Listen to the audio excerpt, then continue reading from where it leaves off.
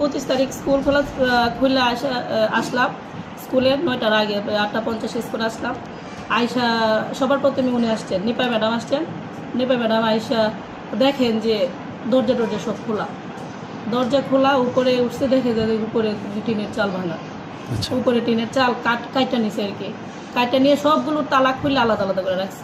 পরে উনি ভয়ে আবার ভিতরে ঢুকছেন না, আর উপরে ব্যাগটা দিকে রাখিয়া পরে বারান্দায় বসে রয়েছে, বসে সবাই ডাক দিছে। পরে আমি আসলাম 5 মিনিট পরে আসলে আমার ফোনও দিছে।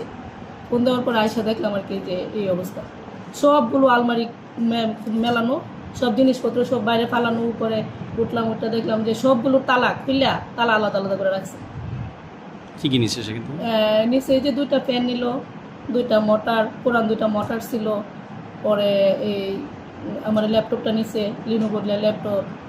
পরে আরও কি জানি নিল, বেল 2টা পিতলের 2টা বেল নিল।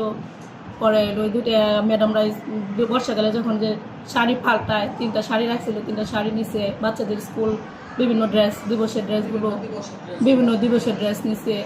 এগুলা মামলা তো পরে আমরা খবর দিছি, এলাকার সবাই আসতে ফোন দিছে, পুলিশ আসছে।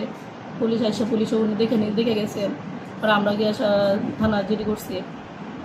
জিডির পরে মামলা হয়েছে কিনা? জিডির পরে তো কেউ আসে নাই, জিডির পরে কেউ আসে নাই। প্রশাসনের পক্ষ থেকে কি? না, প্রথমে দেখে গেছে, দেখে গেল। পরে তারা বলছে যে থানা থেকে জিডি করেন। পরে জিডি করছি, জিডি করার পরে তো থানা থেকে কেউ আসে। নিয়মিত কোনো মামলা মামলা তো আমরা করতে পারি না। আমরা অফিসে আলাপ করছি, অফিসে স্যাররা বলছে যে জিডি করে রাখেন।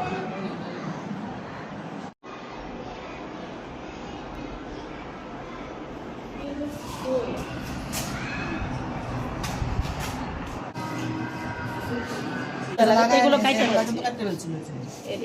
এরপরে পরে লাগানো হয়েছে।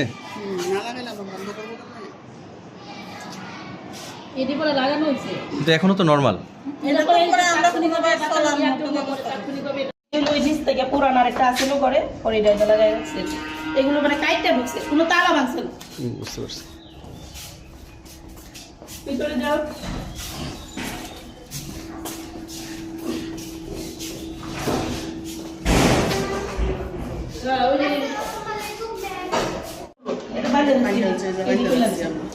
এখন এটা বাধা, ভিতরে কি ক্লাসের ক্লাস? ক্লাস নেই। আচ্ছা আচ্ছা।